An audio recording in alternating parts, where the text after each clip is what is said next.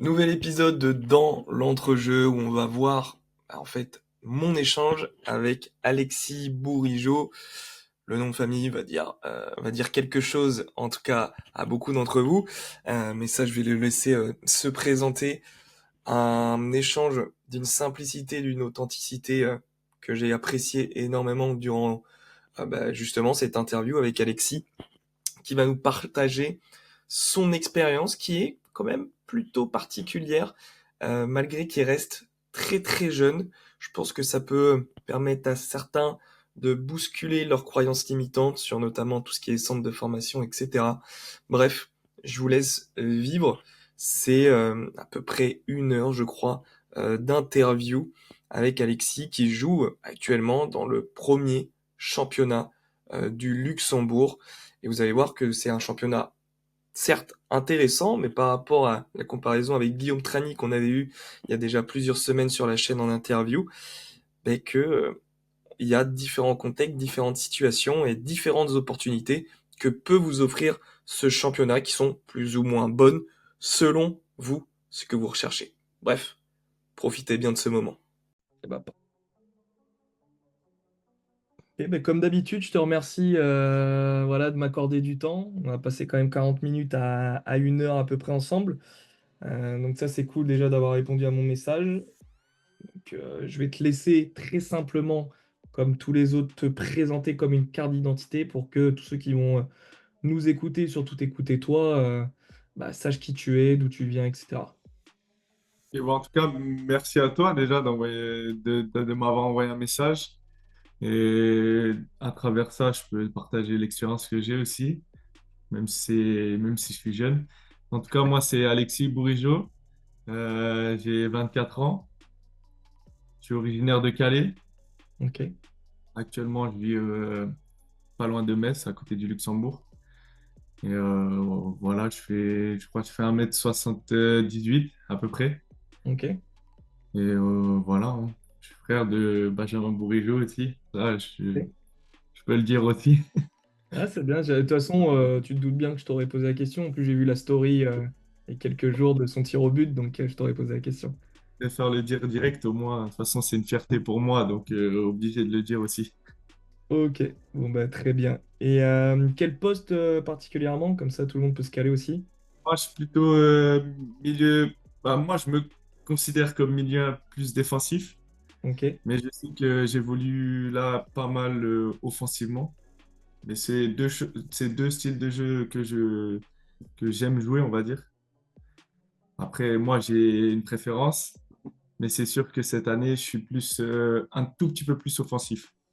Pas comme un numéro 10, mais c'est vrai que je suis plus offensif cette année. Après, j'ai eu des saisons où j'ai été plus défensif, donc en tout cas, je m'adapte aux deux styles de jeu. ok. Bah, ça sera intéressant d'en parler pour savoir ce dont tu parles quand tu dis style de jeu, justement. Comme ça sera un Ok. bon partage aussi. Mais avant ça, si tu peux nous faire un petit CV de footballeur, un peu la carrière justement que tu connais jusqu'ici. Alors moi, j'ai commencé quand j'étais tout petit à un petit club à côté de chez moi, à Coulonne. Ok, J'ai commencé là-bas, voilà, amateur. Ensuite, j'ai fait Marc en Calaisie, où j'ai joué de mes 10 ans à mes 18 ans. ok, J'ai évolué en DH à l'époque. très bien. À l'époque, à l'époque, le DH, il y avait pratiquement toutes les équipes pro. Valenciennes, Lille, Lens. Il n'y avait pas, je crois, il y avait pas de national encore. Donc, ouais, c'était un beau niveau. Après ça, j'ai signé à Lens, 3 ans, à mes 18, ouais, à peu près à mes 18 ans. Ok, Je suis resté là-bas 3 ans. Ensuite de ça, je suis parti à Fréjus, complètement différent. ouais, tu m'étonnes, ouais. Fréjus National 2, et où je suis resté 3 ans, période Covid aussi. Donc là, pareil, là, c'est compliqué pour tout le monde. On va dire cette période Ouais. Covid, et on va dire c'est plutôt global. Et ensuite de ça, je me suis retrouvé ici au Luxembourg, où ça fait maintenant 2 ans, ouais, 2 ans que je suis ici, quoi. Ok. en Très bien. BGL League ou en première division. Donc voilà. Ok, avec le club, je j'ai pas envie de l'écorcher, donc tu vas me dire. Mondorf. Mondorf. L'US Mondorf. Ok. Assez simple, ça va. Ouais, celui-là est beaucoup plus simple de ce que j'ai pu, justement, on a discuté de l'interview que j'ai pu avoir avec un autre joueur du Luxembourg, justement, où j'ai un peu plus de mal à avoir le nom, quoi. C'est assez compliqué à dire. Ok, bah très bien. Je vais revenir forcément sur un petit peu là, ta carrière, notamment, bon, bah, tu es passé par un centre de formation. Ouais, c'est ça. Comment ça s'est passé? Pourquoi, selon toi, enfin, comment tu as intégré ce centre-là? Et aussi, bah, finalité, pourquoi c'est pas allé jusqu'au bout? Ou peut-être que c'est toi qui n'as pas voulu continuer par rapport à ce qu'il te proposait, quoi.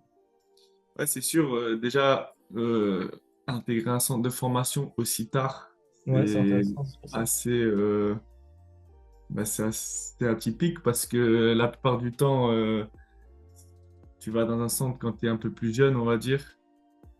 Donc, ouais, pour moi, c'était un peu une découverte quand je suis arrivé là-bas. Surtout à 17 ans, voilà. En tout cas, moi, je l'ai vécu comme ça. C'était assez.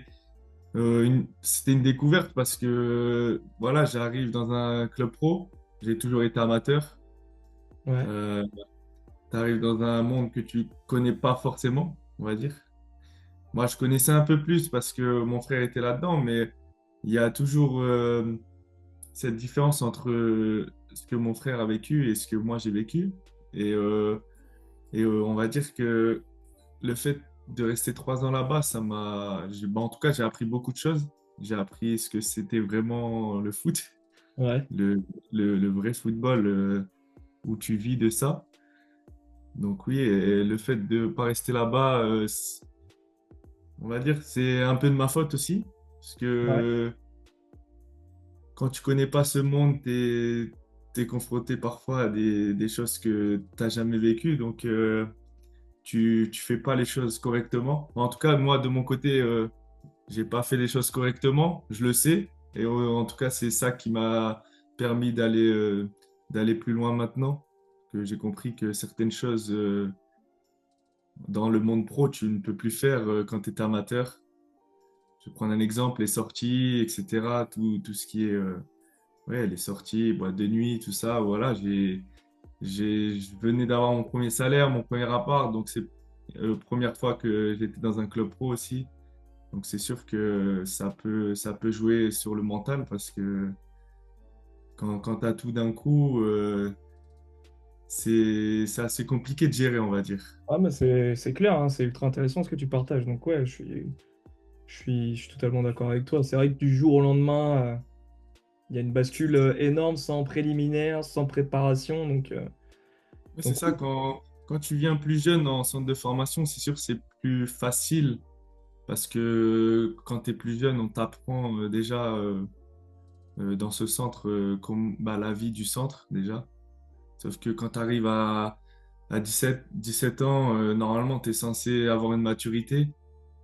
Donc, quand tu arrives dans le centre, tu dois, tu t'es livré à toi-même, on va dire, parce que on t'apprend pas les bases du centre. Tu viens, ouais, tu es censé savoir comment ça se passe, alors que pas du tout. Et c'est ça aussi qui m'a fait défaut, je pense. Mais maintenant, à l'heure actuelle, je regrette pas d'avoir vécu comme ça, parce que c'est ce qui m'a forgé, on va dire, et c'est ce qui m'a fait comprendre certaines choses. ouais, Donc, je regrette pas forcément. ok.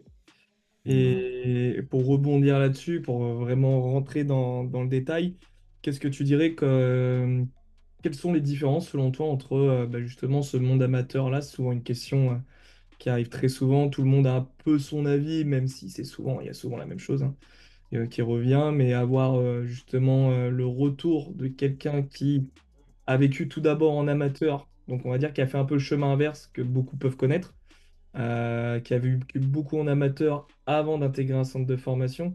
Je trouve ça intéressant parce qu'à 17 ans, tu as quand même la lucidité sur certaines choses. Je dis pas sur Ouais, tout, mais sur certaines choses quand même.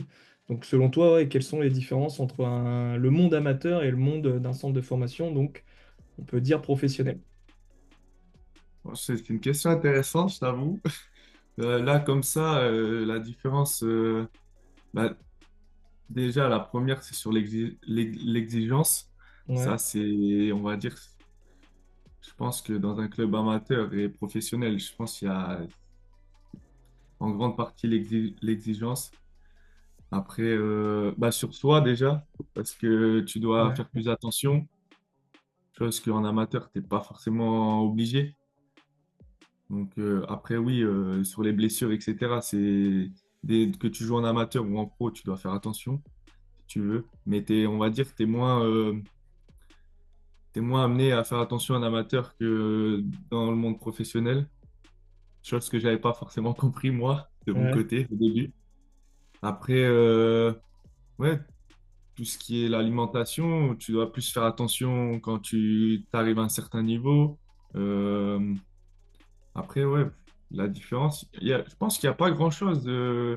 Quand tu vois maintenant certains clubs amateurs et le monde professionnel, il y a pas grand-chose qui change. Après, c'est plus l'exigence que tu mets, toi, au quotidien pour arriver à un certain niveau, je pense.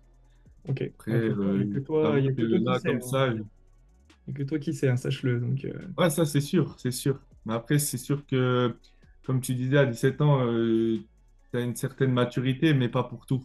ouais. Et je pense que plus tu découvres certaines choses, plus tu comprends que oui, en fait, ça, c'est important. Et je pense que c'est ça aussi qui m'a fait défaut, comme je t'ai dit, c'est que j'arrive et je sais pas forcément comment c'est le monde pro. Donc, tu dois vite t'adapter et c'est plus compliqué parfois.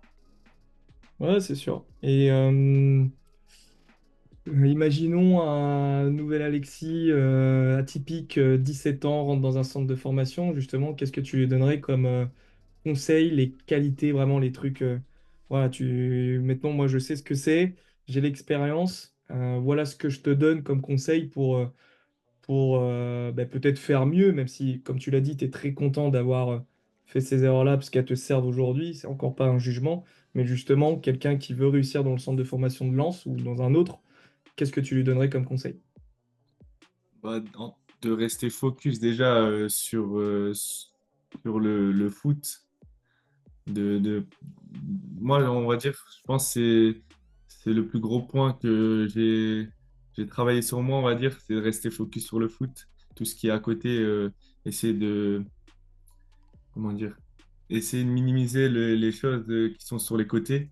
Ça, Ouais, c'est le plus important parce que quand il y a d'autres trucs qui arrivent à l'extérieur, je sais pas, des problèmes à l'extérieur ou quoi, là, c'est le plus difficile, on va dire. Après, le travail sur soi, quand je dis ça, la confiance en soi, tout ça, ça travailler en salle, ça, c'est important aussi. Surtout quand tu viens d'un club amateur et que tu ouais. arrives dans un centre, t'as pas forcément l'envie de le faire. Et c'est un goût que tu dois prendre, quoi. C'est quelque chose que tu dois ramener sur toi-même. Et ouais, après, je pense que c'est les deux conseils que je peux donner, hein. Ok, très bien. Et maintenant, si on arrive un peu à, on va dire, à la fin de ce CV, en tout cas par rapport à ce qu'il est actuellement, qu'est-ce qui fait que aujourd'hui tu arrives au Luxembourg? Comment ça se passe? Est-ce que c'est par une académie, un agent ou un concours de circonstances? Donc, qu'est-ce qui s'est passé? Non, comment je suis arrivé ici? Quand j'étais à Fréjus, après la période Covid, on a commencé à rejouer. Ça se passait plus très bien à Fréjus. Avec le coach, il me faisait plus trop jouer, mais ça peut arriver à n'importe qui. Donc, Ouais. mais avec le club, ça s'est toujours bien passé. Et je devais signer à Rodange. À Ok, Rodange, à l'époque, c'était en BGL. Je crois il y a 3 ans, du coup. L'année avant que j'arrive à Mondorf. Ils étaient en BGL. Je devais signer là-bas parce qu'il y avait un coach qui connaissait mon agent. ouais, Mon agent m'a proposé à lui. J'ai fait des essais là-bas, à Rodange. Ça s'était plutôt bien passé. Et il voulait me faire signer, sauf que moi, l'après-Covid, je sais que la France, c'est assez. Et j'avais un contrat en France qui me permettait d'avoir une sécurité si jamais le Covid repartait. Et moi qui connaissais pas le Luxembourg, j'ai pas pris le risque d'aller là. Parce que je me suis dit, si je prends le risque et il y a période Covid, je sais pas comment ça se passe. Du coup, j'ai pas pris le risque. Et ensuite de ça, de ce que j'ai pu comprendre, ce même coach a partagé mon nom à Mondorf, qui a fait que après j'ai eu un rendez-vous avec le président qui m'a fait. Après j'ai envoyé mon CV, il a plutôt bien aimé et, Ouais. euh, et ça s'est fait naturellement comme ça, on va dire. Ok. Et voilà, c'est assez simple. Ouais, ouais, J'ai pas bah fait écoute, des fois ça peut être très simple, hein, donc Ouais, c'est ça. J'ai pas fait d'essai à Mondorf, on va dire. J'ai envoyé mon CV et le coach connaissait, on va dire, connaissait le président. Donc, il m'a ok. Un proposé. CV, Moi, un CV écrit ou un CV vidéo? ouais, CV vidéo que j'avais fait, que j'avais fait moi-même. Et après, voilà, ça s'est fait comme ça, hein. Ok, très bien. Et donc aujourd'hui au Luxembourg, quelle est la vie d'un footballeur en BGL? Bah, là, nous, on s'entraîne le lundi, mercredi. On s'entraîne 4 fois dans la semaine, plus le match, donc ça fait 5. C'est tout. Et on s'entraîne le soir. Ok, Donc le soir, parce qu'il y a des mecs qui travaillent. ouais, Donc on s'entraîne le soir. 4 fois dans la semaine, plus le match le dimanche. Donc c'est sûr, le soir, c'est quand tu arrives de France, en tout cas j'arrivais de Fréjus, on s'entraînait tous les jours, tous les matins. Voilà, on va dire, quand je suis arrivé ici et que c'était le soir, tu dois t'adapter parce que c'est compliqué ouais, c'est de sûr. Ouais. s'adapter aux entraînements le soir. Parce que du coup, la journée, je suis assez libre, on va dire. Et il y a des jours où on s'entraîne pas, donc il faut savoir occuper son temps, hein.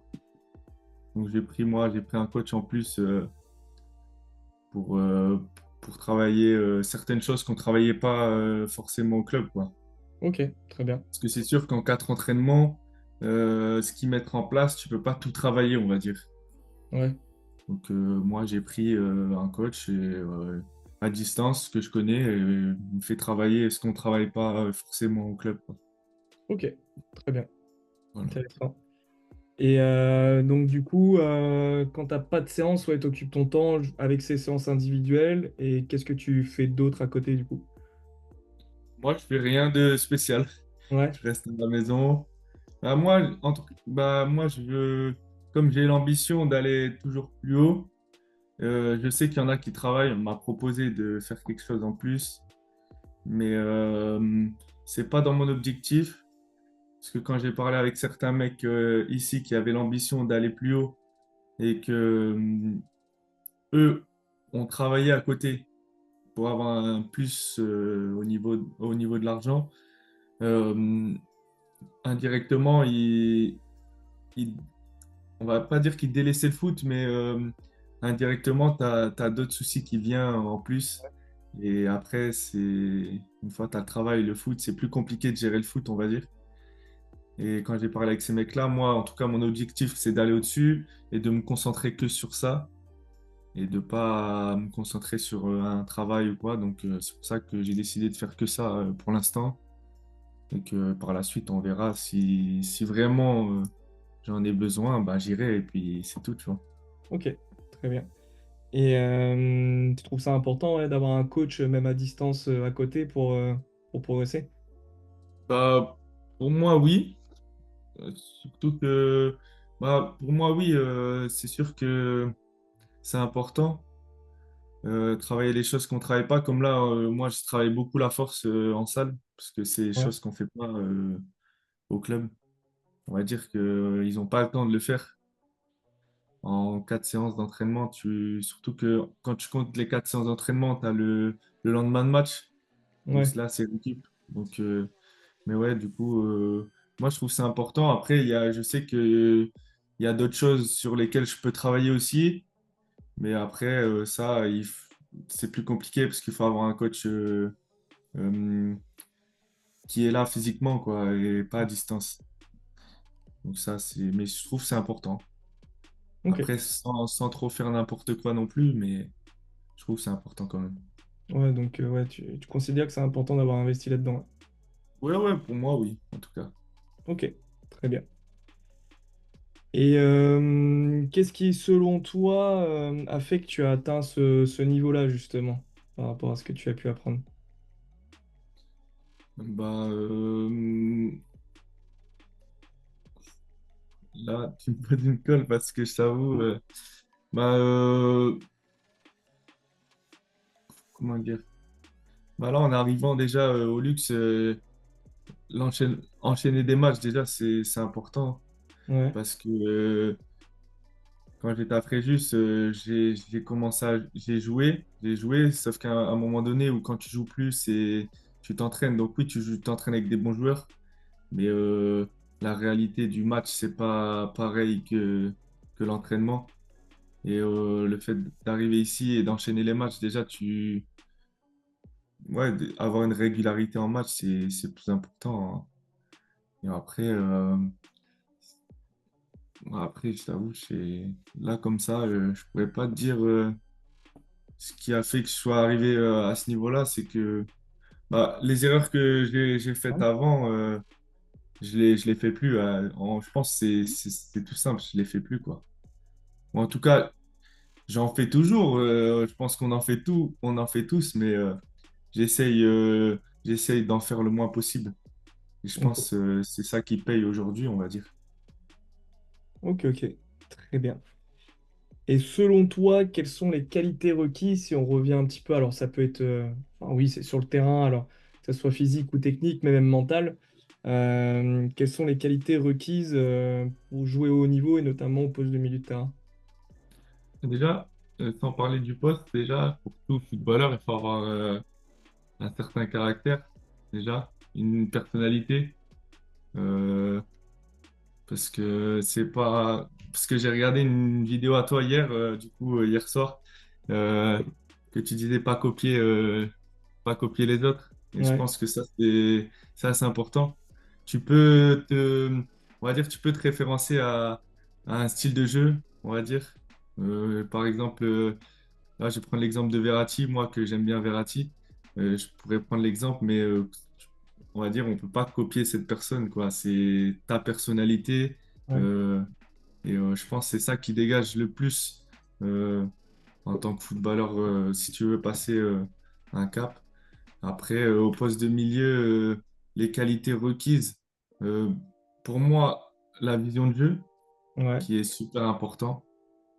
Euh, L'agressivité aussi, parce que faut récupérer les ballons. On va dire, surtout moi en tant que, là je parle en tant que défensif, récupérer les ballons, c'est ce qui, c'est ce- on va dire, c'est la plupart, c'est le gros travail d'un ouais. milieu de terrain. Après, vision de jeu dans la relance aussi, c'est important d'avoir une bonne relance. Et après, le reste, ouais, ce qui est important aussi, mais ça dépend le style de jeu, c'est d'avoir un coffre. Pour courir. Parce que moi, j'aime bien courir aussi, donc Ouais. faut avoir un bon coffre.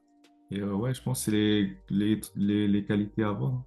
Ok, et pour rebondir sur ce que tu viens de dire, parce que ça m'intéresse du coup, quelles conditions à ne pas avoir? Alors, je pense que c'est toujours avoir une base au niveau du coffre, donc au niveau du volume de jeu, mais dans quelles conditions il n'est pas nécessaire d'avoir un aussi gros coffre que certains joueurs? Euh, bah, après, ça dépend du style que tu as. Ouais, bah oui, bah, Parce partage. que je sais que là, j'ai un pote à moi là, qui joue avec moi. Il a pas un aussi gros coffre que moi, on va dire. Mais, Ouais, euh, mais son style est plutôt devant la défense où il récupère beaucoup de ballons et ça c'est important aussi. Après, dans quelles conditions il faut pas avoir un gros coffre. non, mais En par vrai, exemple, ça.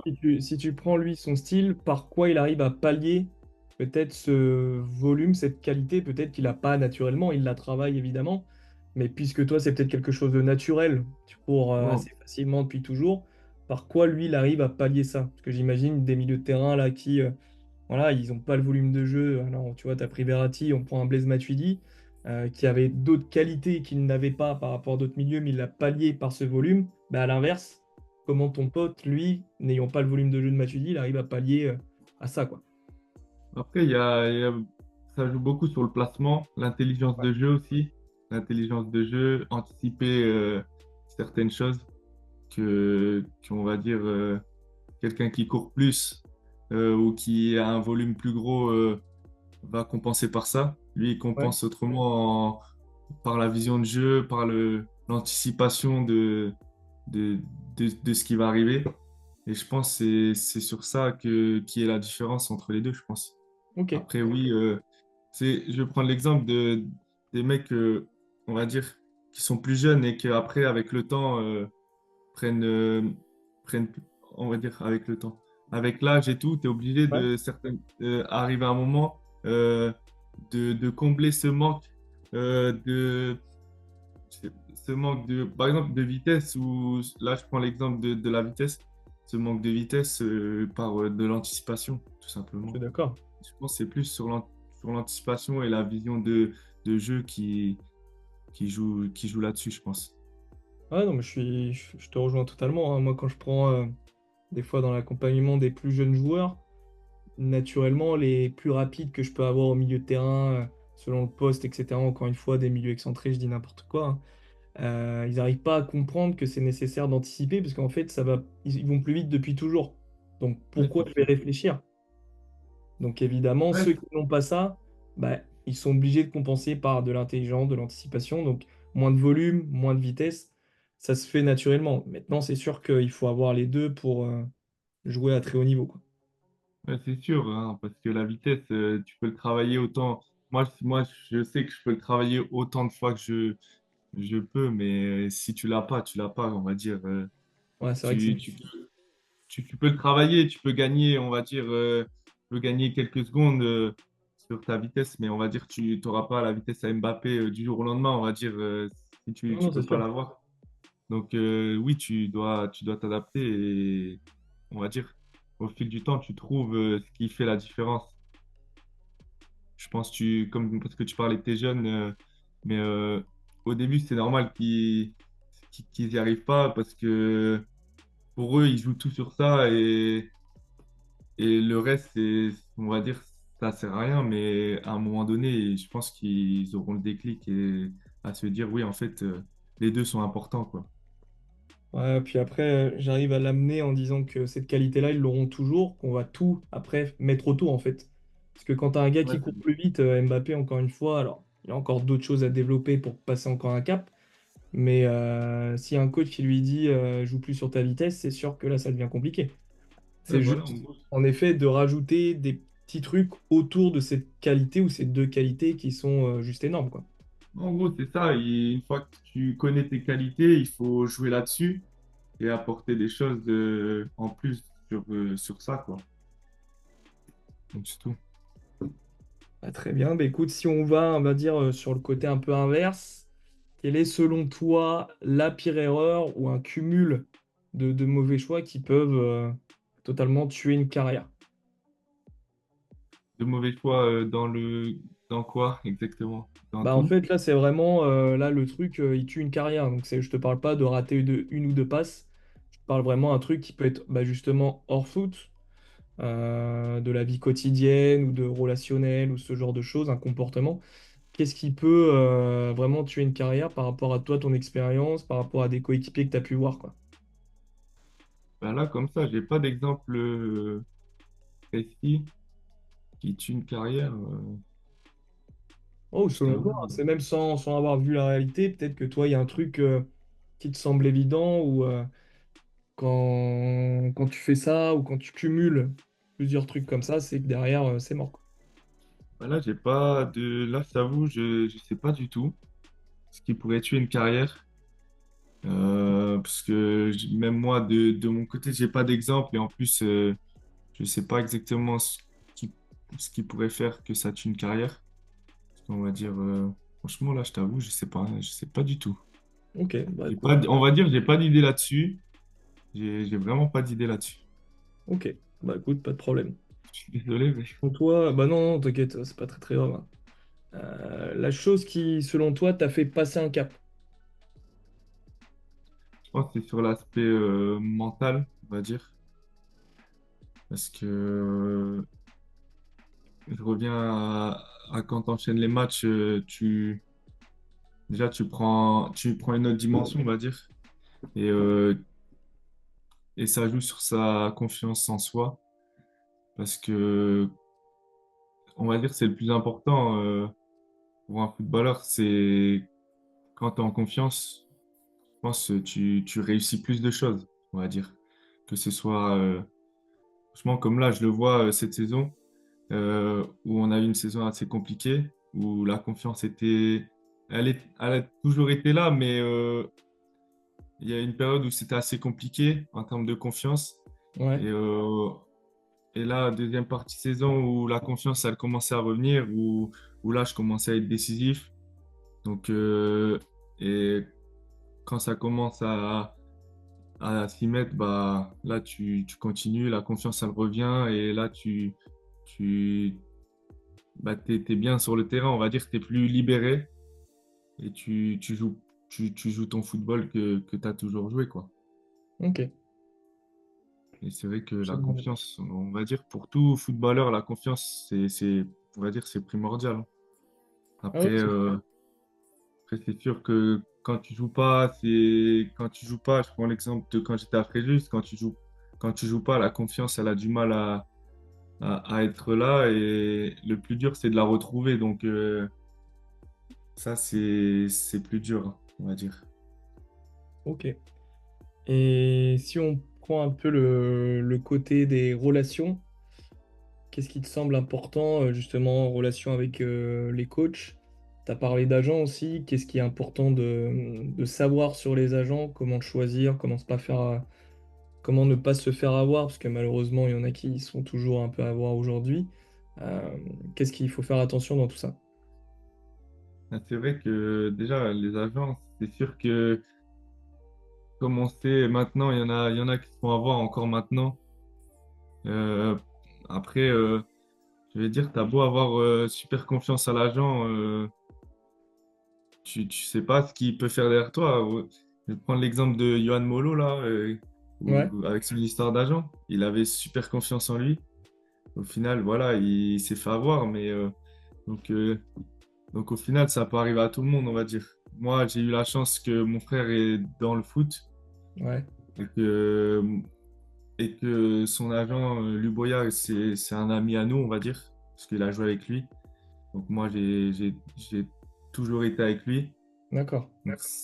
Donc, moi, sur ce côté-là, j'ai une confiance en lui aveugle, on va dire. De base, c'est un ami de mon frère. Donc, mais c'est sûr que ouais, les agents, on va dire, c'est compliqué de savoir si un agent veut vraiment de toi pour le joueur que tu es, ou juste pour te mettre par-ci, par-là et avoir sa commission. C'est vrai que c'est compliqué à savoir.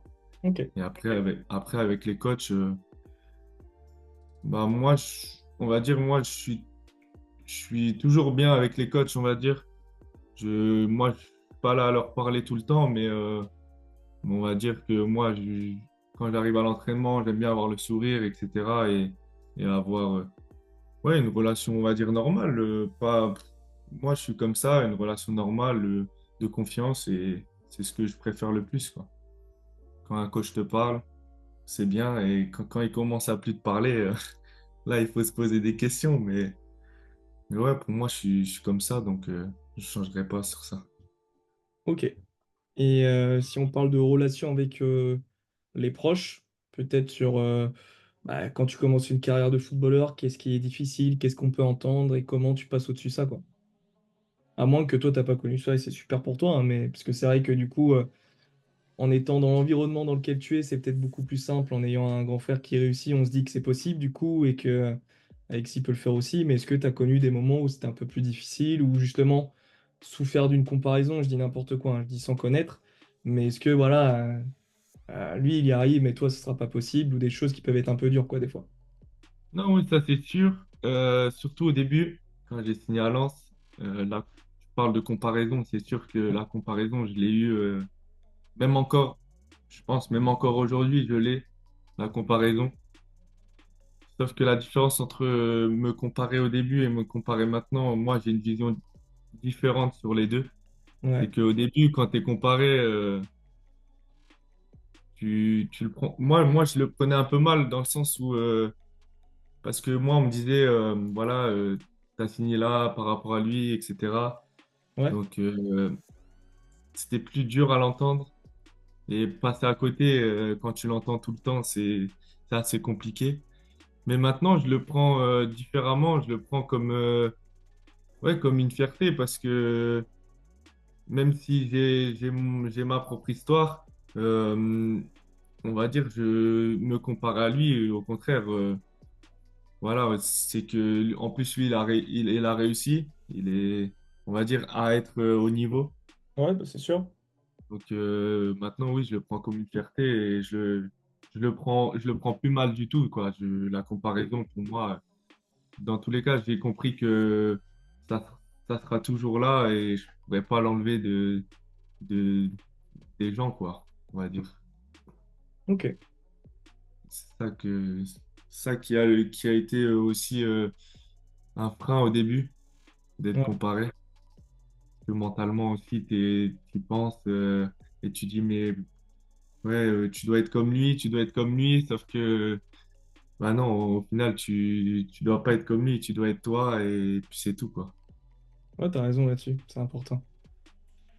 Maintenant, si on revient un petit peu sur ton aventure au Luxembourg, quelle différence te dirais qu'il y a dans le jeu entre bah, la France, parce que tu as quand même joué en France, tu connais un peu le football, bah, beaucoup même le football français.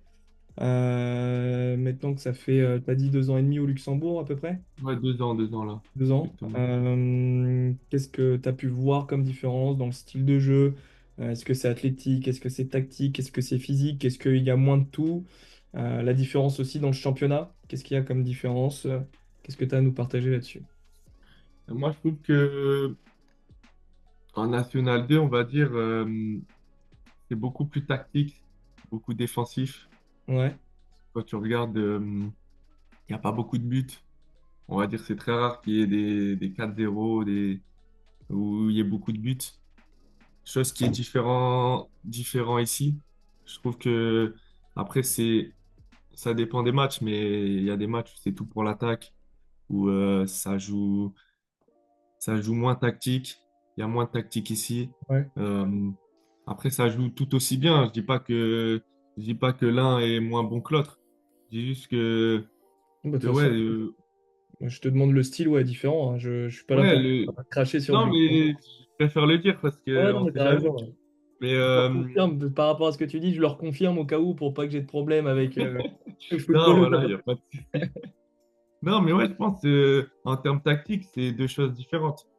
Tu as la Nationale 2 où c'est fermé, et ça joue plus défensif et après, il y a certains clubs qui y jouent, mais Ouais, on va dire après, quand tu regardes la Nationale 2 et, et la BVL, tu vois que le style est différent. On va dire, ça joue plus l'attaque au Luxembourg, où il y a beaucoup plus d'actions, beaucoup plus de buts. Donc voilà, je pense que c'est ça qui se dégage le plus en différence entre les deux. ok. Et niveau culture foot, est-ce qu'il y a un meilleur engouement selon toi en France, même en National 2, ou est-ce que tu préfères justement l'engouement au Luxembourg autour de ton équipe et dans cette première division? Bah, ça dépend des clubs. Je sais que je sais qu'en France, en France, il y a la culture foot quand même. Que quand tu regardes même en, en National 2, même que tu regardes maintenant Sedan qui sont en R1, je crois. Ouais, Ils ont, j'ai le truc. ils ont pas mal de supporters. Que c'est vrai qu'au Luxe, la culture foot, euh, en tout cas, elle est moindre parce que il y a moins de monde. Euh, donc ouais, moi après la culture foot française, moi je préfère que Ouais, même par rapport aux supporters, les gens qui viennent voir. on va dire, qu'il y a plus de monde en France. Après, au luxe, certains clubs ont pas mal de supporters où il y a beaucoup de monde qui viennent voir. Mais après, voilà, comme il y a trop de différences entre, on va dire, les premiers et les derniers, quoi. Ouais. Cette culture-là, je pense. Donc, moi, je préfère la culture française. Après, voilà. Ok, Je non, mais c'était pense. pour avoir un peu le comparatif. Et si on parle justement, si on revient sur le niveau, alors encore une fois, sans vouloir faire de tort au football luxembourgeois, hein, parce que je trouve que c'est une belle opportunité, que ça va, je pense, s'améliorer au fil des années. Euh, un joueur de quel niveau, selon toi, pourrait intégrer la première division du Luxembourg? Et puisqu'on va venir après, la question d'après, c'est comment toi tu arrives à vivre, quelles sont les opportunités, on va dire, plus financières, les avantages qu'on peut avoir. Quel est, selon toi, par rapport à ce que tu connais du foot en France, le minimum de niveau requis pour jouer dans cette première division et pouvoir vivre l'expérience du Luxembourg pleinement, quoi. Et moi, je pense, bah, le minimum requis, euh, pour être au luxe, je pense un joueur de N3, il peut aller au Luxembourg. Après, comme j'ai dit, entre les premiers et les, on va dire, il y a trop d'écart de niveau entre certains clubs. On va Ouais, dire, en France, on va dire, la plupart se tapent pour les premières places où, on va dire, tout le monde peut battre tout le monde. Cette année aussi, c'est comme ça, chose qui était différente l'année dernière. D'où l'évolution qu'il y a au Luxembourg aussi. ouais, C'est que je pense que ça commence à être de plus en plus intéressant en termes de niveau. Parce qu'il y a beaucoup maintenant de Français qui vont au Luxembourg. ouais, Chose qu'avant, je pense, c'était pas le cas. C'était moins connu. Et ouais, le minimum requis pour jouer en BGL, ouais, je dirais N3, hein. ok, Je pense que les joueurs de N3, ils y jouent, quoi. ok. Après, c'est toujours pareil, hein, ça dépend du joueur, etc. Ça Ça, dépend j'ai du bien joueur, compris, ça mais dépend de où il dans la va. globalité, N3, ouais. Ouais, c'est ça, globalité N3, ouais. Et si on prend, puisque tu vis l'expérience et tu les affrontes aussi, si on prend le top 3 du Luxembourg, est-ce que tu es toujours celui de la N3 ou justement, il faut avoir un petit truc en plus?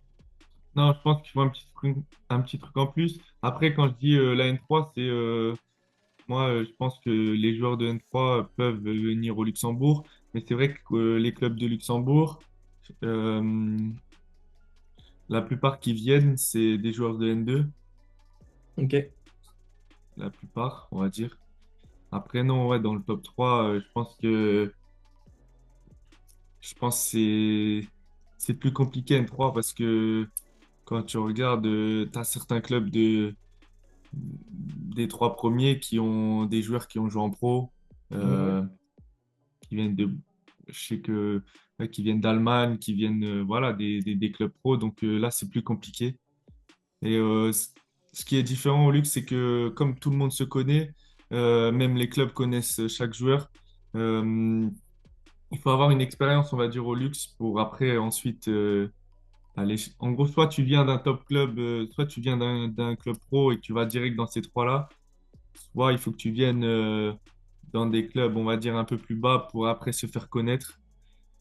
Parce que ça marche, on va dire, ça marche beaucoup comme ça au Luxembourg, je pense. ok. C'est Donc, que, alors encore une fois, sans te mettre en difficulté, mais toi, par exemple, puisque tu es intégré au Luxembourg maintenant, si tu as des belles perfs, tu as beaucoup plus de chances qu'un joueur de N3 ou même de N2 que d'être dans le top 3, malgré que ce joueur de N2 et de N3 ait des belles perfs aussi, quoi. ouais, voilà, je pense que si tu prends, du coup, si on compare moi qui est là depuis 2 ans avec des performances et un joueur de N2 qui a, on va dire, les mêmes, voire un peu plus de performances Ouais. que moi, euh, ils vont plus choisir quelqu'un qu'ils connaissent que quelqu'un d'autre. Après, bon, il y a plein de facteurs qui rentrent en compte. Oui, non, mais c'est sûr. Et sur ça, oui, ils vont plus chercher quelqu'un qui est du championnat, je pense. Quelqu'un qui ont déjà vu. Parce que, comme je t'ai dit, le Luxembourg, c'est petit. Tout le monde se connaît. Et puis voilà, je pense que c'est ça. Je pense qu'ils vont plus choisir quelqu'un du championnat, quoi. Ok. Non, mais c'est intéressant de le savoir, puisque je travaille aussi sur le plan de carrière des joueurs. Ça peut être aussi voilà, des étapes que tu te mets en disant je vais pas viser trop haut tout de suite, mais au moins m'intégrer s'il y en a qui sont intéressés par voilà, ce que propose le Luxembourg. Et justement, sur ce que propose le Luxembourg, si on prend toi ce que tu as vu, et j'aimerais même prendre un petit peu avant sur ce que tu as connu dans ton CV, par exemple à Lens, quand tu étais à Lens encore, qu'est-ce que tu touchais toi en étant dans le centre de formation, quels avantages tu avais? Et après, en N2 à Fréjus, qu'est-ce que tu touchais? Enfin, qu'est-ce qu'on touche en N2 de manière générale par rapport à toi, ce que tu as vu? Et ensuite, pour pouvoir faire le comparatif à ce fait que bah, dans ton environnement, ce qui est fait et aussi de manière générale, ce qui est fait au Luxembourg, quoi. Donc déjà à Lens, par exemple, sans... Déjà, à Lens, après, c'est comme tu m'as dit, si t'as pas de tabou là-dessus, c'est très bien. Mais si tu veux donner des tranches ou parler de ton cas personnel, ça, c'est ta propre réponse. C'est juste que tout le monde ait les infos. ouais, c'est sûr. Bah, moi, à Lens, bah, quand je suis arrivé, j'avais pas grand-chose. Ouais, Euh, Surtout que comme je venais d'un club amateur, j'avais pas grand-chose. Ensuite, moi, j'ai fait un BPGEPS là-bas, à Lens. Donc, ok, la plupart du temps, moi, j'étais payé au BPGEPS d'accord. avec la formation. Euh, donc, c'est ça aussi qui m'a permis d'être bien à Lens. Après, à Lens, c'était différent. À Fréjus, la première année, on va dire, j'ai fait un sacrifice, on va dire, parce que j'ai vraiment eu pas beaucoup. Ok, J'avais l'appartement, chose que à Fréjus, l'appartement, on va dire, c'est le plus cher, l'appartement, ouais, à Fréjus. J'avais l'appartement et j'avais que 600 euros d'accord. pour vivre. En gros, j'avais mon appartement et j'avais 600 euros pour vivre. Mais ça, c'était prévu. Moi, je voulais partir du Nord. Je voulais trouver un nouveau challenge. Et on va dire, je me suis assis un peu sur l'argent parce que pour moi, c'est pas le plus important au début. Et, Ok, euh, et ouais, j'avais que ça pendant 6 mois où là, j'ai fait une bonne première partie de saison. Et bon, les clubs, c'est comme ça. Tu commences bien, voilà, tu renégocies. Ensuite, j'ai eu un peu plus jusqu'à la fin de saison. Ensuite, j'ai signé mon contrat fédéral. d'accord. Euh, J'avais un contrat fédéral sur 2 ans. Bah, j'ai signé un an plus un an. Après, tu renouvelles à chaque fois. Ouais, c'est Où ça. Ouais. j'avais toujours l'appartement. Après, juste, ils font beaucoup ça. Ils te payent l'appartement plus ton fédéral. Et après, si tu veux négocier des frais, tu négocies des frais comme tu le veux. Euh, Et le fédéral, là-bas, à peu près combien tu touches? Bah, ça dépend là, entre, on va dire, la première année et la deuxième année, c'était deux différents. J'avais entre 1002 et à la fin 1009, on va dire. Ok, Pas net, un brut, hein, du ouais, coup. très bien. Donc ouais, ça tourne aux alentours de ça. Après, je sais que certains avaient un peu plus, certains avaient un peu plus, d'autres un peu moins aussi. Mais je sais que les appartements, je pense que c'est ça qui m'a. C'était la première fois qu'on payait l'appartement et Ouais, je pense dans les dépenses, c'est c'est le plus important, hein, l'appartement, je trouve. ah, bah, c'est clair, non, mais c'est sûr. Donc, ça fait partie des avantages, justement, oui. Ouais, c'est un gros avantage parce que tu as l'appartement et en plus tu as des frais en plus qui font du bien, quoi. Après, là, arrivé ici, j'avais, voilà, pareil, au lieu de renégocier au même montant que j'étais à Fréjus, j'ai baissé mon salaire Ouais, pour arriver ici. Et là, j'avais pas l'appartement ici. Ici, tu le payes toi-même. Et ouais, ici selon les clubs, je sais qu'il y a beaucoup de différences de salaire. Je sais ouais. que même là, dans notre équipe, il y a beaucoup de différences de salaire. Surtout en plus, il y a ceux qui travaillent, donc c'est différent. Je pense que l'avantage au luxe, c'est ça. La plupart, ils travaillent à côté. Et ils ont un gros avantage parce que quand tu travailles au luxe, déjà le salaire est plus élevé. tu Ouais, peux vivre en France, donc tu payes moins cher ton logement, même si je trouve que c'est relativement cher contrairement à ailleurs. Mais on va dire, tu peux pas vivre au luxe avec un salaire normal de footballeur, que de footballeur, on va dire. ouais, Je trouve qu'au luxe, c'est super cher. Donc l'avantage, c'est ouais, de vivre en France et de toucher son salaire au foot. Et beaucoup travaillent à côté aussi pour avoir un complément de salaire, parce que les contrats, c'est des contrats de louage. ouais, C'est pas connu, on va dire.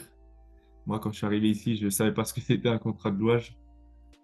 Euh, Même là, à l'heure actuelle, je suis sûr qu'il y a des choses que je ne sais pas. Mais on va dire que c'est l'avantage ouais, d'être ici, hein. Je sais qu'il y en a beaucoup. J'ai beaucoup là, même dans mon équipe, ils viennent de France, mais ils viennent au luxe pour avoir un travail et le foot en plus, quoi. ok, très bien. Et selon toi, la suite de ta jeune carrière, quels sont les objectifs à court terme et à moyen long terme? Ben, moi, à court terme, c'est de trouver un nouveau challenge à un niveau au-dessus. Ok, Parce que quand je sais qu'au luxe, tu as certains clubs qui jouent l'Europe, c'est ouais, sûr que ça donne envie parce que déjà, ces clubs-là, elles ont plus de visibilité pour, euh, pour signer, pourquoi pas pro par la suite. Et je sais que court terme, moi, c'est de trouver un meilleur challenge à un plus haut niveau. Après, je suis pas, on va dire, je suis pas pressé non plus, j'ai que 24 ans, mais je sais qu'aussi ça passe vite. ouais, Donc, parce que là, je peux me dire, ouais, je suis jeune, mais il y a d'autres jeunes qui arrivent aussi derrière. Donc, je sais que ça peut aller très vite d'un sens comme dans l'autre. ouais. Et quand tu regardes, tu as beaucoup aussi maintenant de joueurs qui sortent pro, on va dire, même plus. Donc, c'est pour ça aussi que je veux pas me presser non plus. Mais ouais, à court terme, c'est ça. Et à moyen long terme, c'est ouais, moi, mon ambition, c'est toujours de jouer en pro, quoi, au meilleur niveau, au plus haut niveau que je pourrais aller, quoi. Ok, très bien. Et pour finir, dernière question, qu'est-ce que tu dirais à un jeune Alexis de 12 13 ans, footballeur amateur, par rapport à tout ce que tu as appris depuis, que ça soit humainement ou footballistiquement, qu'est-ce que tu lui dirais comme conseil et qu'est-ce que tu lui dirais aujourd'hui par rapport à tout ce que tu as vécu, quoi? Bah, de rester comme il est, on va dire, de Ouais, garder sa personnalité telle qu'elle est, et de ne pas avoir peur d'essayer aussi, ok, c'est ce qui est important. Euh, il y aura des échecs et qu'il ne faut pas abandonner, c'est tout. Je pense que c'est le plus important. ok. Bah, très bien. Euh, Bah, c'est simple, mais c'est important et c'est un ouais, beau c'est message. simple. Moi, de toute façon, je suis comme ça un peu dans la vie. Je suis quelqu'un de simple. On va dire, je vais pas chercher compliqué. Donc, ouais, c'est des choses simples, mais pour moi, je trouve qu'ils sont importantes parce que on va dire, c'est ce qui amène la personne que je suis aujourd'hui et la personne que je suis aussi sur le terrain. Après, oui, sur le terrain, je suis différent d'en dehors. On va dire, j'ai un mauvais caractère sur le terrain, mais qui n'est pas forcément ce que je reflète vraiment en dehors. Mais Ouais, on va dire, c'est deux choses différentes. Je sais que sur le terrain, je peux être, on va dire, assez mauvais par moment, mais que c'est que pour le jeu, c'est pas vraiment ce que je dégage en dehors. Et ouais, c'est ça qui joue, quoi. ok. Bah, très bien. Bah, écoute, je te remercie en tout cas encore une fois pour ce temps que tu m'as accordé. Ouais, on est quasiment à 1 heure comme prévu. Donc c'était top. C'était un beau partage encore une fois avec ta personnalité en effet. Donc c'est toujours bien comme ça. Tout le monde peut un peu on va dire, comment tu as dit au début? Parce que j'ai pas envie de dire se calquer, parce que c'est justement tout ce contraire que j'apprends. Mais au moins se référer un petit peu, voilà, Ouais, ouais, ouais, c'est ça. à ton style, même de ta manière de parler et tout ça. Il y en a qui peuvent se dire que c'est toujours les footballeurs pros sont dynamiques, sont à fond, etc. Mais ça peut être tout autre chose, justement, en tout cas, footballeur qui essaye d'atteindre des gros objectifs comme toi tu les as. Donc c'est toujours intéressant. Moi, c'est sûr, ouais, c'est différent. Moi, j'ai des amis, Baptiste Guillaume, par exemple, qui, qui est assez simple aussi, qui est super calme dans la vie et que, voilà, après, sur un terrain, c'est sûr que tu es différent. S'il était calme comme ça sur le terrain, c'est sûr que ma personnalité ne va pas m'aider, on va dire. Après, je pense que c'est aussi des fois ce qui me fait défaut, d'être trop gentil. Mais, euh, mais c'est vrai que tu dois faire la part des choses entre ce que tu es dans la vie et ce que tu dois être sur un terrain, quoi. Ok. Bon, bah écoute, très bien Mais en pour... tout cas, merci à toi aussi de m'avoir appelé. Au moins, je peux partager ce que j'ai vécu. Et puis, ouais, voilà, encore un merci à toi, hein. Bah, aucun problème. Bah écoute, on se tient au courant pour la suite. Comme je l'ai dit aux autres, ça peut toujours être intéressant de, pourquoi pas, se recaler une interview dans 2 3 4 ans pour voir Ouais, ce qui a fonctionné, ou même l'inverse, hein. C'est toujours aussi intéressant, même si je te le souhaite pas et que c'est toujours moins agréable, mais tu auras tiré une expérience de tout ça et bah, pouvoir le partager, c'est toujours important pour d'autres jeunes joueurs qui suivront le même objectif. Pas le même chemin, mais le même objectif. ouais, c'est ça. Je pense que tu en as beaucoup aussi qui ont le même objectif. Après, il faut savoir jusque où, ouais, il faut savoir où tu avances, quoi. Après, tu peux pas avancer comme ça dans l'inconnu sans avoir d'objectif précis, on va dire. Donc, ouais, c'est le plus important.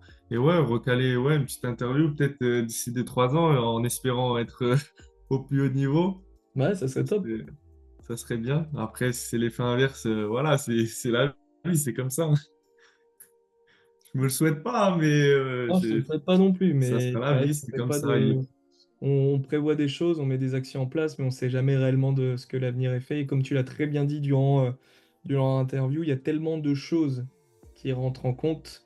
Comme je le dis dans mes accompagnements, encore une fois, je peux pas promettre à quelqu'un de devenir footballeur pro, parce qu'il y a tellement C'est de ça. petits trucs qui vont se passer, ou sinon je suis dans une chambre à côté, dans la même maison, et peut-être, et même malgré ça, il y a tellement d'humains aussi dans les recruteurs, dans les agents, qui peut-être reconnaîtront jamais la valeur d'un joueur et la vie est ainsi, quoi. Même si je pense qu'on a Ouais, c'est notre sûr, là. opportunité, tous notre opportunité quelque part, il suffit de prendre des risques et d'aller la chercher, quoi. Ouais, c'est ça. Après, là, maintenant que tu dis ça, ça me fait penser à un truc. Je vais reprendre l'exemple de mon frère quand il a signé pro. Il était à Lens. C'était une période assez compliquée financièrement pour Lens. Ouais, Je crois, c'est à l'époque où ils avaient des difficultés financières un peu. Et, et je- après, je pense, c'est ce que je pense. Je pense que à cette période-là, je pense pas qu'il allait signer pro de base, mais qu'il y a ça aussi qui est rentré en jeu. Et ça c'est des choses que tu maîtrises pas. Ils avaient un peu moins d'argent, donc ils allaient chercher chez les jeunes. ouais, Euh, donc, et c'est aussi les jeunes qui ont fait que maintenant le club en est là aussi. Et voilà, ça, c'est des choses que tu maîtrises pas, que ça arrive comme ça, tu sais pas de où, et au final, c'est ce qui te définit, et c'est ce ouais, qui te c'est sûr. définit, quoi. Il y a des choses que tu contrôles pas, voilà, comme tu dis, les agents, tu peux pas contrôler ce qu'ils font. Euh, tu peux pas leur... Un agent ne peut pas promettre à quelqu'un d'être footballeur pro, ça c'est sûr. Il y a plein de choses, des choses qui se passent entre les clubs, il y a des trucs, t'as beau faire tout, il y a des trucs, si c'est pas maintenant, ça sera plus tard, quoi. Mais Ouais, c'est des choses que tu maîtrises pas forcément, on va dire. ouais, puis c'est un bon exemple. Bon, bah écoute, parfait. Et écoute, bah, je te remercie et on se dit à très vite. Et je te tiens au courant quand tout ça sort pour régler deux, droits de détail et que tu valides officiellement la sortie. C'est important, fait partie un petit peu de, on va dire, les règles que je me mets en place pour que tout le monde soit OK avec l'interview. Oui, il n'y a pas de souci. Je voulais voir avec toi là, par rapport à ce que tu mets, parce que j'ai regardé un peu ton compte Insta, j'ai regardé une vidéo hier. Ouais, Euh, de ce que tu fais, toi, exactement. Savoir ce que tu fais toi, parce que j'ai regardé un peu, mais dans le détail, ce que tu mets Euh, en place. Est-ce que tu as une demande particulière ou est-ce que c'est vraiment... Non, pas forcément, là, c'est vraiment global, savoir à peu près, parce que, bref, savoir à peu près ce que tu mets en place avec, je sais que les milieux de terrain. Bah écoute, alors c'est toujours pareil, ça dépend du contexte du joueur. J'ai souvent des joueurs amateurs qui sont soit maximum au niveau N3, soit en dessous, jusqu'à R2, R3, parce qu'il y a des choses que je propose qui peuvent pas matcher avec des joueurs en dessous. Et du coup, de 14 à 23 ans, même si je joue à un peu plus vieux maintenant, parce qu'en fin de compte, ça peut être ultra intéressant. Mais pour t'expliquer, ce que je mets en place, c'est surtout connaissance du jeu.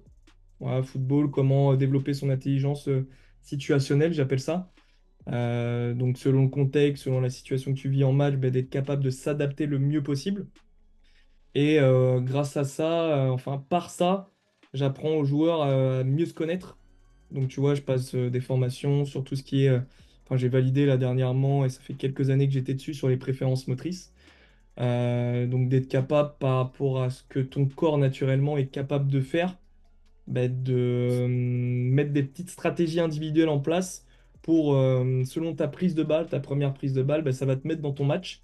Sauf qu'il y a des manières de prendre ton ballon par rapport à toi, ton style de jeu, bah, qui va peut-être te mettre dans un circuit où c'est là où tu vas enclencher ton mauvais match. Tu vas faire la mauvaise passe derrière à cause de cette prise de balle, à cause de cette orientation. Et après, on peut encore une fois modifier ça grâce à, moi je fais un petit peu l'accompagnement sur de la psychologie pour aller au-delà de ça. Mais ouais, c'est surtout sur de l'analyse de jeu. Ok. Donc ce que je partage, méthode des carrés magiques, etc. pour que en fait, le milieu de terrain ait des outils pour répondre au contexte en match. Et par les préférences motrices, donc apprendre à se connaître, donc à travers les analyses vidéo, voir s'il y a des récurrences, je dis n'importe quoi, toi t'es milieu de terrain, et on remarque que ta perception est meilleure, donc du coup tes prises de décision sont meilleures quand tu reçois le ballon de face, Oui. alors que depuis tout petit, pour gagner du temps, on te dit de te positionner trois quarts, et du coup tu reçois le ballon de côté, et tu rates des choses. Mais peut-être Ouais, que c'est tu n'as sûr. jamais remarqué, et du coup, bah, il y a beaucoup de joueurs qui se disent, bah, en fait je suis nul, c'est juste qu'ils sont pas dans leurs préférences, c'est tout. Tu vois? Ouais, non, ouais, je vois, ouais, parce que, non, je vois un peu ce que tu dis, parce que moi, de mon côté aussi, je sais que il y a un côté que je préfère décrocher que l'autre. Ouais, voilà, Je c'est pense ça. que ça fait partie de ça aussi, non? Ouais, c'est clairement ça, ouais, ça fait partie de ça, parce que en fait, tu préfères décrocher d'un côté, parce que en fait, en t'orientant dans ce côté-là, tu as peut-être ton œil qui va mieux percevoir le mouvement. Tu as peut-être une épaule, justement, avec lequel bah, tu vas avoir plus d'énergie, donc pouvoir passer devant l'adversaire plus facilement. Et en fait, c'est toutes ces stratégies-là qu'on met en place. Et après, je suis très, très bon dans, bah, moi, ce que je considère, en fait, la globalité de l'accompagnement, ce que je recherche pour les multi-terrains, l'objectif, si je dois te le résumer très simplement, c'est d'avoir le temps d'avance. Donc, temps d'avance sur ta prise d'info, évidemment sur une bonne décision, mais aussi sur le passage du bras de l'épaule et sur l'explosivité. Ok. Voilà. Et tout ça autour de d'exercices que tu mets en place, c'est ça? Un peu Ouais, c'est comme ça, un prépa? exactement. Ah, Exactement. pas comme un prépa, mais dans le même style, quoi, je veux dire. Ouais, après, j'ai Les 10 exos, de prépa physique. Tu vois, je suis une équipe en N3 dans ma région, dans mon département en Vendée. Donc, j'ai de la chance d'avoir ces connaissances là-dessus. Mais je me suis spécialisé ouais, vraiment sur ça, là, sur l'explosivité. Et après, sur tous ces petits détails de prise d'info, d'orientation du corps, de prise de balle, donc évidemment sur la technique. Et du coup, ouais, j'envoie des entraînements qui sont très simples, parce qu'en fait, je me suis mis dans les conditions de moi en étant plus jeune. J'ai pas de matos, je peux pas investir dans du matos en plus d'un coach. Donc, qu'est-ce que tu me donnes pour qu'en fait, je te paye juste toi et après, autour, tout est simplifié. Et puisque je suis comme ça dans la vie de tous les jours, moi, s'il y a des autoroutes à prendre, je préfère payer le péage que de prendre la rocade, parce que ah c'est ouais, moins c'est sûr. cher, parce que comme ça, on passe par les chemins et tout. Je m'en fous de ce qui est beau, de ce qui est beau, je préfère ce qui est efficace, moi. Voilà, très simplement. Et c'est ce que bah, j'essaye d'apporter par rapport à toutes ces méthodes-là, quoi. Donc à Ok. distance, ouais, travail d'explosivité, tu vois, on travaille souvent en escalier où le gars, je lui dis, il a besoin de 5 coupelles et 2 élastiques et on fait des choses incroyables sur les séances d'explosivité, quoi.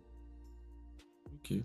Donc sur le Et développement de cette qualité-là, ou sur justement séance veille de match, où même moi personnellement je les ai faites quand je jouais, alors que ça soit en R3 ou en R1, ou même un peu plus bas en départemental après pour jouer avec mes potes.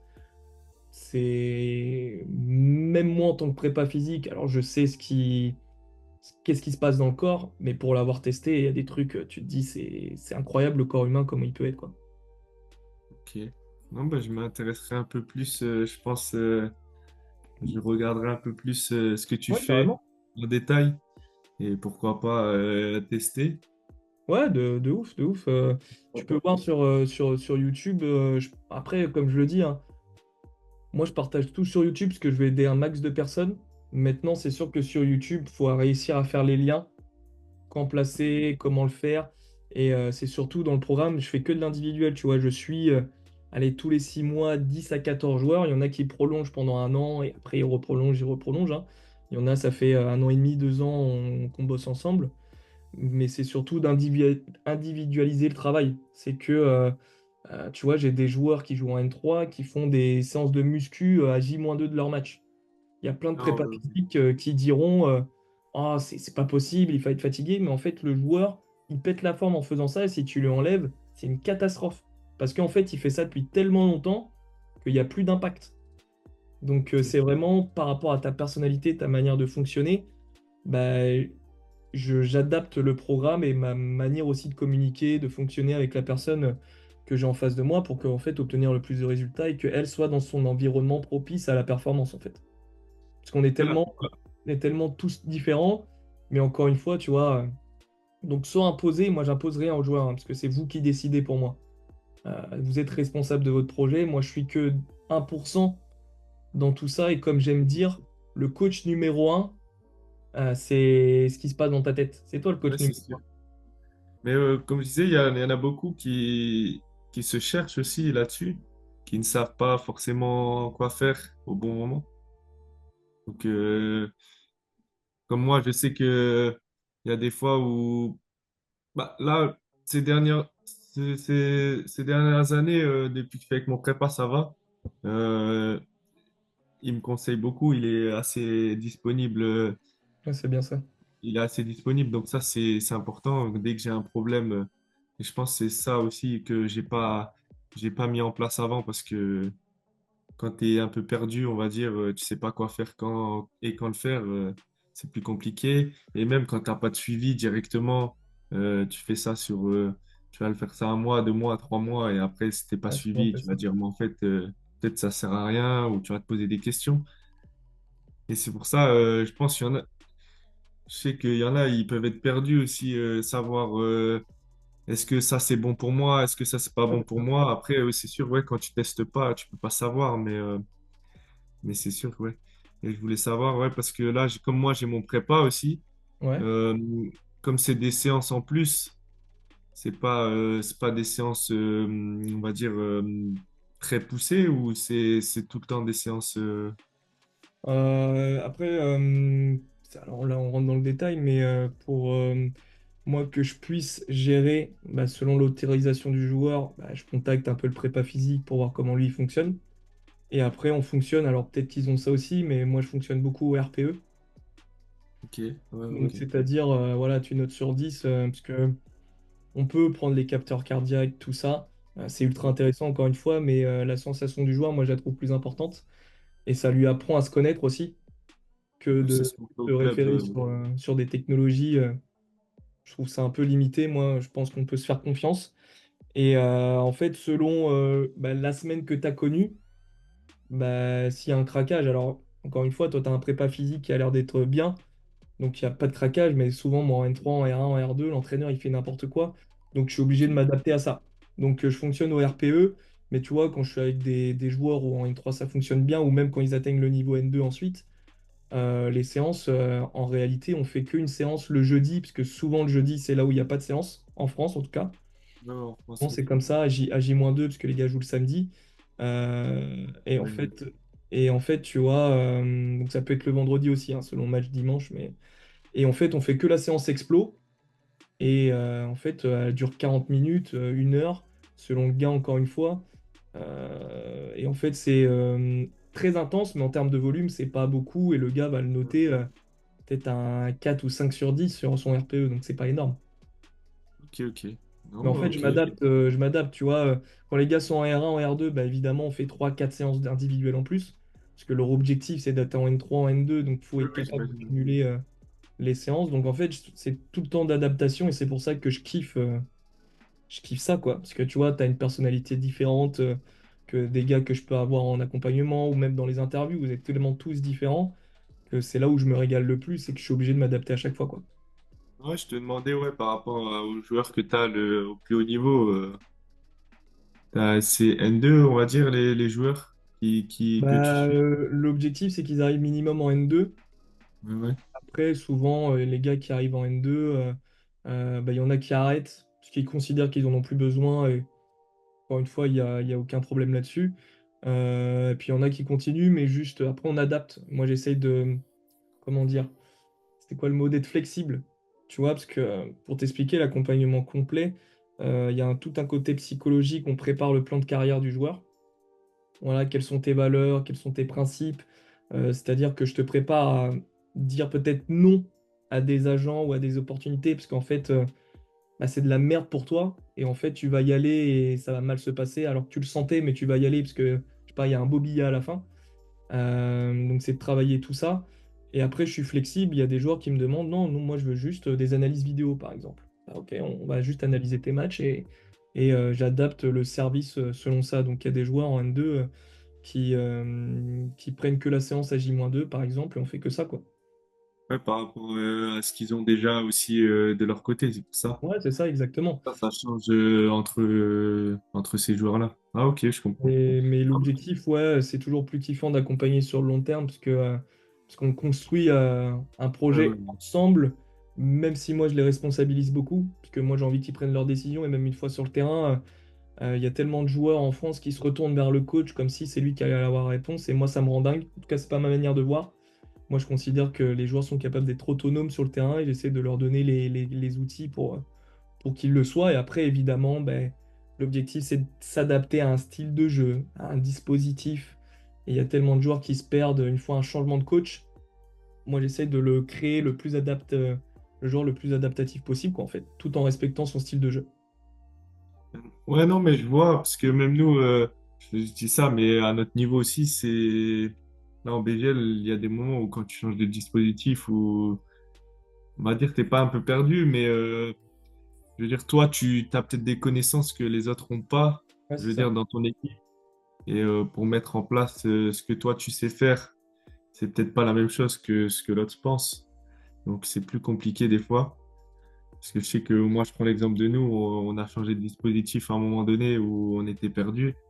Euh, C'était plus compliqué à mettre des choses en place, quoi. Ouais. Et ouais, je vois sur ça, ok. Non, mais je regarderai un peu plus en détail ce que tu fais et si jamais, je reviendrai vers toi. Ouais, bah carrément, comme tu veux. Il n'y a pas de problème. Là, j'ai pas eu le temps de tout regarder. Ouais, bah non, mais t'inquiète, c'est là pour ça, justement. Comme je t'expliquais, voilà, il y a les vidéos YouTube, tu vois. Quelques semaines, j'ai partagé justement quelques séances veille de match avec peu de matos, parce que moi, je veux que les joueurs testent, valident. Il y en a qui font un J-2, il y en a qui font un J-1, il y en a à qui ça fonctionne très bien le jour J en faisant que 15-20 minutes, et ils font ouais, des trucs de ouf, quoi. Donc, ça dépend encore une fois du joueur. Donc, ouais, t'as tout ça, donc tu regardes, et puis, ouais, avec plaisir pour échanger tous les deux si ça t'intéresse, ouais. Il n'y a pas de souci. Ça va un peu plus de détails, on va dire. Ouais, bah très bien, ouais, n'hésite pas. Bon, en tout cas, merci à toi Aucun cette, problème, cette vidéo. Interview. c'est moi qui te C'était un remercie. plaisir. Bah écoute, à plus, repose-toi bien et termine bien la saison, parce qu'il reste un ou deux matchs, non, chez vous, c'est ça? Il nous reste 3 matchs là. Trois matchs? Ok, bon, j'avais pas vu. Ok, Ouais, trois matchs. 3 matchs. Ok, Ouais, fin de saison. Ouais, j'ai hâte d'être en fin de saison. ok, Un peu soufflé parce que saison compliquée cette année mentalement. Donc, ok. hâte de souffler un peu. Bon, bah très bien. Bah écoute, bonne Ouais. fin de saison, puis récupère bien et au plaisir de rééchanger. Avec plaisir alors. On se recontacte, il n'y a pas de souci. Très bien, bah écoute, ciao, bonne journée. Ciao, bonne fin de journée. Ciao, ciao. Ciao.